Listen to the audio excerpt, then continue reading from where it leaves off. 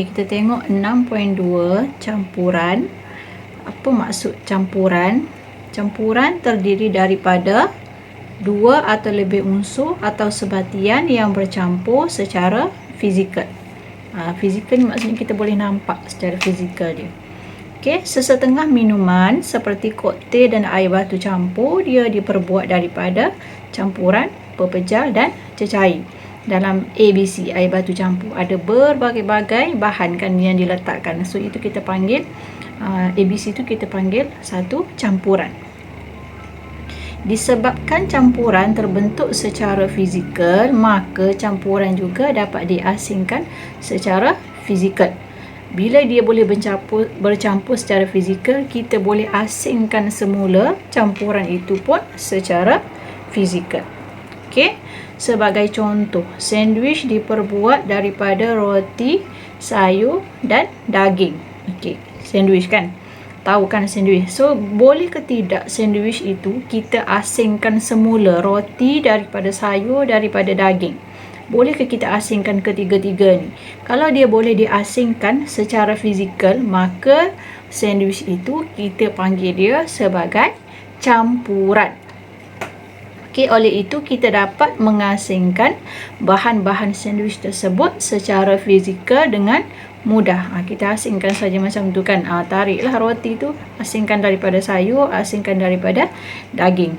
Okey, teknik untuk pengasingan campuran ada 7 teknik di sini, iaitu penurasan, penyulingan, pemisahan menggunakan magnet, pengenapan, pengapungan, kromatografi dan juga penapisan. Okey, boleh tengok contoh di sini kan, dia tapis tepung. Contohnya dalam tepung tu ada benda asing, ada kotoran, ada semut ke apa ke. So kita nak pisahkan dia daripada tepung itu, kita gunakan penapis dengan cara mengayak tepung tu. Maka terpisahlah sudah dua bahan tersebut. So maksudnya di sini dia boleh diasingkan secara fizikal. Okey, kita nak tengok kaedah yang pertama, kaedah penurasan. Kaedah penurasan digunakan untuk mengasingkan bahan pepejal yang tidak larut daripada cecair di dalam suatu campuran antara cecair dan pepejal. Contohnya di sini cikgu ada air kopi. Dalam air kopi, cecairnya ialah air, pepejalnya ialah serbuk kopi. So boleh ke tidak air kopi yang dah bercampur tadi tu kita nak asingkan semula air dan serbuk kopi itu. Macam mana cara nak asingkan dia? So di sini dia guna kaedah penurasan. Bila menggunakan kaedah penurasan, bahan yang kita ada ialah kertas turas. Ni yang kamu nampak warna putih di sini. Okey, dengan menggunakan kertas turas ni, kita tuangkan air kopi yang dah bercampur tadi tu ke dalam kertas turas, maka serbuk kopi dia akan tertinggal di dalam kertas turas ni dan air kopi akan masuk ke dalam bekas di bawah ni lah. So ini kita panggil kaedah penurasan, mengasingkan cecair dengan pepejal. Sebab serbuk kopi ni dia tidak larut kan, dia masih tertinggal di di kertas turas ni. So kita boleh guna kaedah penurasan.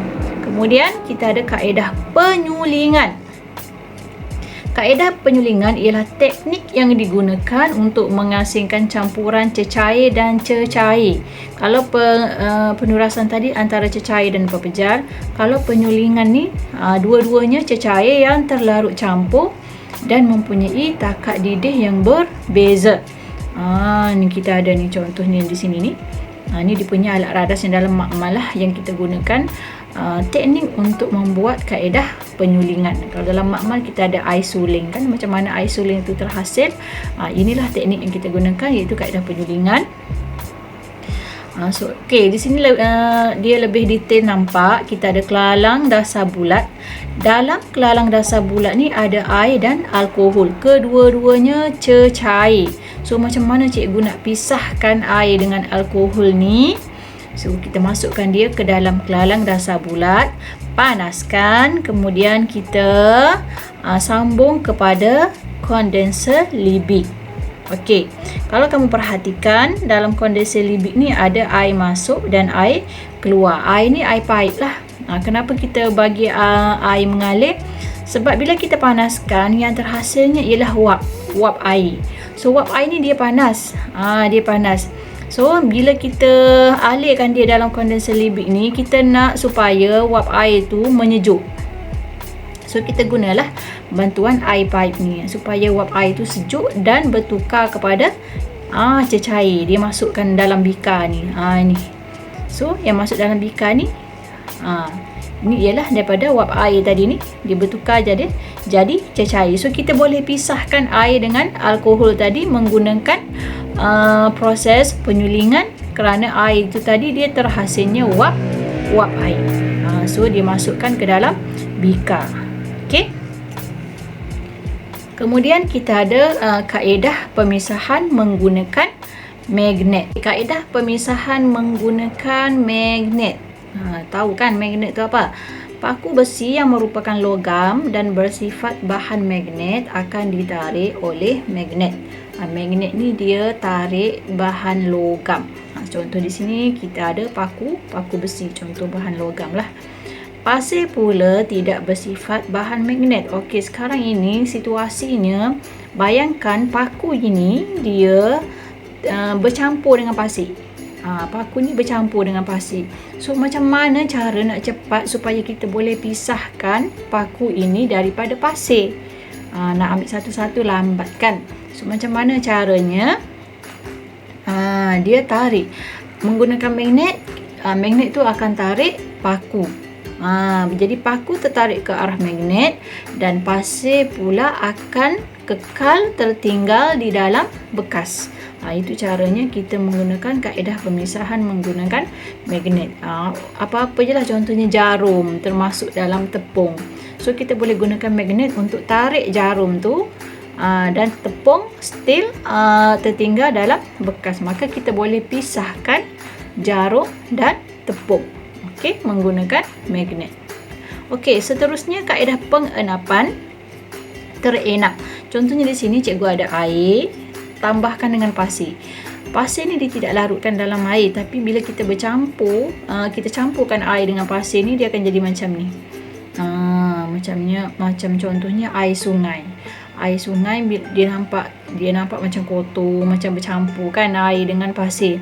Tapi bila kita tinggalkan dalam beberapa jam ataupun kita tinggalkan sekejap, kita akan nampak pasir itu dia terenap ke bawah. Dia terenap ke bawah dasar bikar. Okey. Dua lapisan terbentuk, iaitu lapisan air di bahagian atas dan lapisan pasir yang terenap di bahagian bawah bikar. Jadi ini kita panggil kaedah pengenapan. Contohnya kalau air pipe rumah kita tu macam kotor sangat kan, so kita nak guna tu kita rasa macam kotor sangat, so kita boleh guna kaedah inilah. Kita enapkan dulu air tu dalam masa 2-3 jam sebelum kita guna, masukkan dalam baldi. So kotoran itu dia akan jatuh ke bawah, tanah ke pasir ke apa ke, dia akan terenap ke bawah. So kita boleh ambil air di bahagian atas yang bersih tu dan kita asingkanlah daripada pasir yang di bawah tu.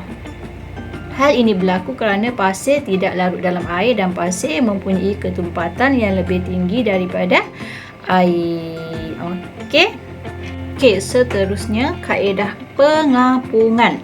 Terapung, kaedah pengapungan. Contoh di sini kita ada lapisan minyak dengan lapisan air. Okey, kaedah pengapungan boleh digunakan untuk mengasingkan bahan yang tidak larut dan terapung di atas permukaan air. Bahan tu dia tidak larut, dia terapung. Contohnya minyak, kalau kita tuang minyak dalam air, dia tidak bercampur kan, minyak tu akan berada di lapisan atas permukaan air. Jadi macam mana kita nak pisahkan larutan minyak dengan air itu? Kita gunakan kaedah pengapungan. So alat yang kita perlukan di sini, okey, kita menggunakan corong pemisah. Ini ada dalam makmal. Corong pemisah ini kita apitkan dengan kaki ritot dan kita masukkanlah campuran minyak dengan air tadi tu. So bila kita masukkan campuran minyak dengan air tu, minyak tu dia akan ada di sebelah atas, air di sebelah bawah. So macam mana kita nak asingkan dia? Kita tadahlah bikar di bawah ni dan kita bukalah pili yang di bawah corong pemisah ni. kita buka pilih, maka air tu dia akan masuk ke dalam bika. So bila semua air tu dah keluar, kita terus tutup dia punya pilih ni. So yang tinggal dalam corong pemisah ialah minyak, yang ada dalam bika ialah air. So sekarang sudah terpisah, kita boleh pisahkan dia secara fizikal. Okey. Kemudian kaedah kromatografi. Ini mungkin kali pertama kamu dengar kaedah kromatografi. Kaedah pengasingan seperti penurasan dan penyulingan memerlukan jumlah campuran yang banyak untuk mengasingkan bahan. Yang tadi tu. So salah satu kaedahnya adalah melalui kromatografi. Kaedah ini biasa digunakan untuk memeriksa pemalsuan dokumen dengan mengasingkan pewarna-pewarna dalam dakwat pen yang digunakan. Kromatografi ini biasanya untuk mengasingkan warna. Okey. Selain itu, kromatografi juga membolehkan kita memeriksa jika terdapat bahan pewarna makanan yang berbahaya di dalam sesuatu makanan. Contohnya di sini, okey, kamu isi air ke dalam bika. Sikit saja air tu, biar dia duduk di bawah saja. Kemudian ini ialah kertas turas. Ini kertas turas, kita potong 4 segi. Kemudian kita tandakan, kita ambil lah marker pen ke, kita tandakan dot-dot warna ni. Ni warna merah, warna hijau, warna biru. Bila kita rendam kertas turas ni dalam air, nanti akan ada warna yang akan naik ke atas ni. Bagaimana warna itu terpisah. Contohnya dalam warna merah ni ada warna apa? Campuran kuning dengan hijau ataupun apa-apa warna lah. Kita akan nampak di sini. Hijau ni ada kuning dalam warna hijau, so kita akan nampak warna kuning tu akan keluar di sini pada kertas turas. Maksudnya kita nak asingkan warna daripada warna asal dia ni. Itu maksudnya kromatografi. Okey. Itu sahaja untuk tajuk campuran. Kalau ada soalan, boleh mesej cikgu dan tanya. Bye.